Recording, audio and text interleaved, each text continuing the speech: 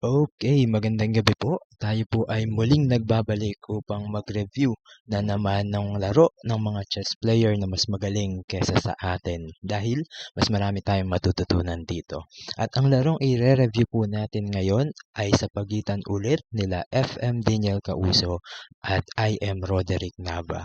So meron lang po silang tatlong laro na recorded sa chess.com. Puro bullet po iyon. 1 minute, walang increment. Na-review na natin yung isa sa mga naging laro nila doon sa mga nauna nating video. Ibig sabihin, may isa pa tayong i-review pagkatapos po nito. Ano?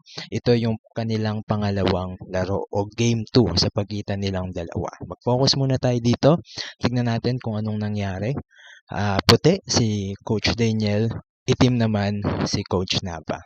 Nagsimula ang laro po nila sa E4, then C5, D4, at F6. Blunder agad. Ano po mga kaibigan, mga kapatid?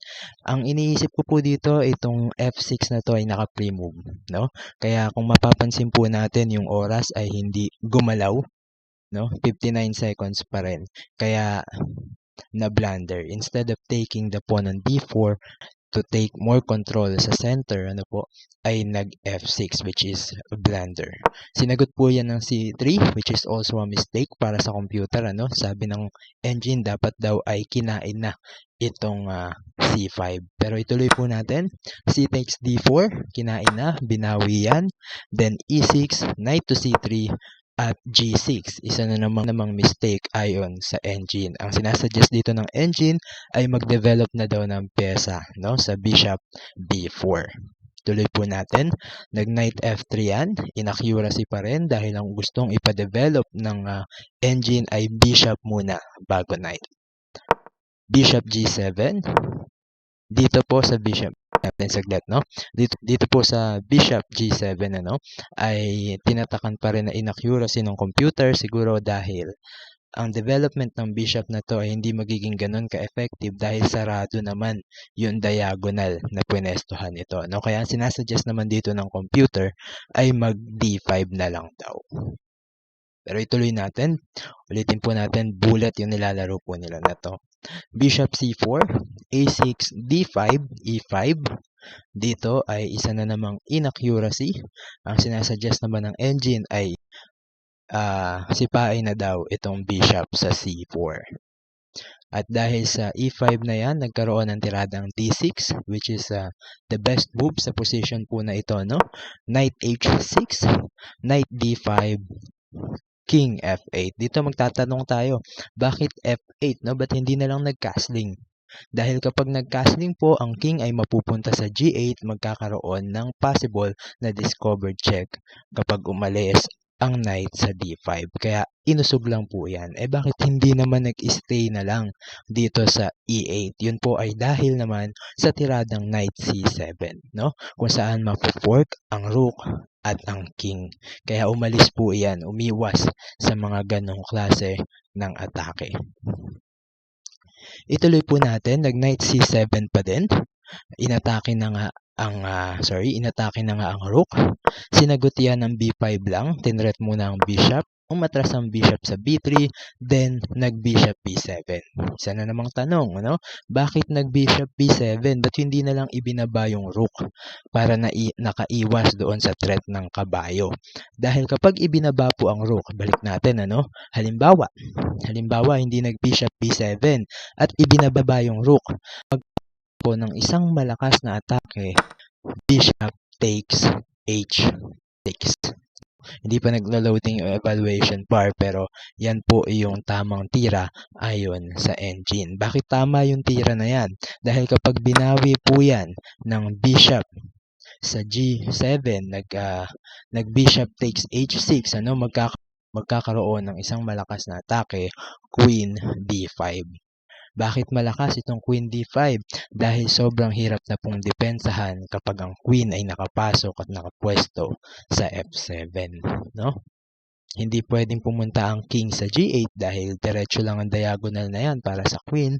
Hindi rin yan pwedeng pumunta sa E8 dahil may kabayo. Hindi pwede sa E7 dahil may pawn. Ganon din ang queen. Hindi pwedeng pumunta dyan dahil kakainin lang. Hindi rin naman yan pwedeng pumunta sa G7 dahil mamamati lang yan kapag nag-queen F7. No? Kaya ang sinasuggest na nga lang dito ng computer ay mag-bishop T2 na lang daw. I-check ang king, ipakain na ang bishop para at least may dadaanan palabas ang king sa pagpasok naman ng reyna. So ituloy po natin, kaya hindi bumaba ang rook dito dahil merong kain ang bishop sa H6. Yan, nagloading na yung evaluation bar na makita na natin na ang pagbaba ng rook sa A7 ay hindi ganon makakatulong sa itim dahil nga sa malakas na atake na pwedeng gawin ng puti sa pagpasok ng reyna sa D5 then F7. So ituloy po natin, hindi bumaba ang rook sa A7, instead ay nag-bishop B7, no? Suporta, kinain na ang rook, binawi na lang ang kabayo, then nag-bishop T5, hinarangan yan, knight to C6, nag-castling lang, knight F7, bishop E3, G5, rook C1. Dito ang sinasuggest ng engine ay maging mas aggressive na daw dahil lamang na, materially up na, rook ang kapalit ng kabayo. Pero tuloy natin, nag-H5, then A4, H4, H3. Dito ay pinigilan lang yung mga nagmamarchang pawn, yung mga bumobomba na pawn papunta sa king side. Nag-knight H6, A takes B5, A takes B5 ulit, knight H2, queen E2, knight G4, queen G6, knight takes H6, binawi yan ng rook, then nag-queen G4, queen E8, rook F to D1.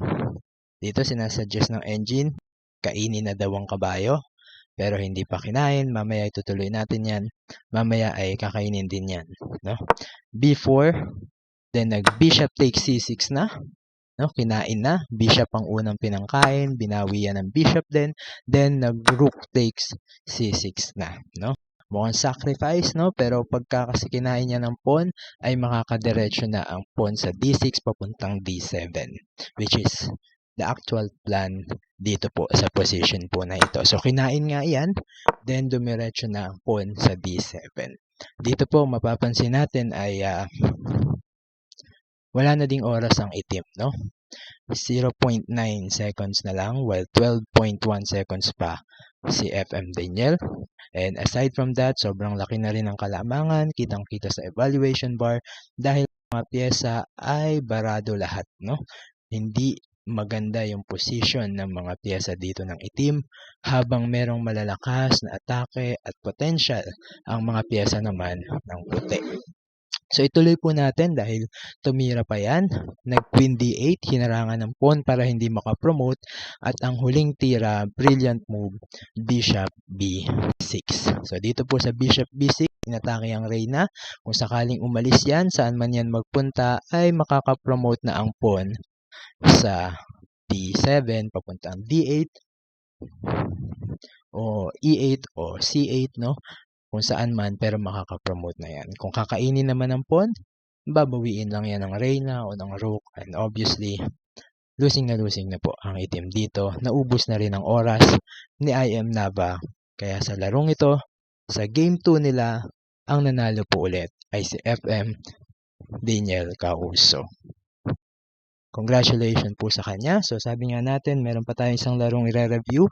Siguro sa mga susunod nating video kung anong nangyari sa isa pa nilang laro. No? Ngayon po, bago tayo magtapos, ay sagutin natin yung puzzle na iniwan natin noong nakaraang video. Ito po yung puzzle na iniwan natin last time. Congratulations sa nakasagot ng tama. Ang tamang tira po dito ay knight to E6 check. Okay? Walang ibang pwedeng puntahan ng king kung hindi ang mag D7, dahil hindi siya pwede dito sa E8, may bishop. Hindi siya pwede dito sa C8 or sa C7 dahil kontrolado na yan ng rook. So nag D8, at pagtapos ng D8, C7, checkmate. Di na rin siya pwedeng bumaba dahil meron ding bishop na nag-aabang sa D6. Dito po, bago tayo mag-rook C7, pwede pang isipin ng iba na, uy, kaya niyong reyna, no? Pero may mas magandang tira, mate na after rook C7. Again, congratulations po sa mga nakakita ng tamang tira. At ngayon ay pumunta naman po tayo sa bagong puzzle na isosolve po natin sa susunod na video, no? Ito po ang bagong puzzle na isosolve natin sa video, white to move, checkmate in 5 moves, no? 5 tira, talo na ang black. Ano ang tamang tira para sa puti? Comment nyo na lang po sa comment section below at tignan natin kung sino o ilan ang makakakuha ng tamang sagot para sa puzzle pong ito. Yun lang at God bless us all po. Thank you po.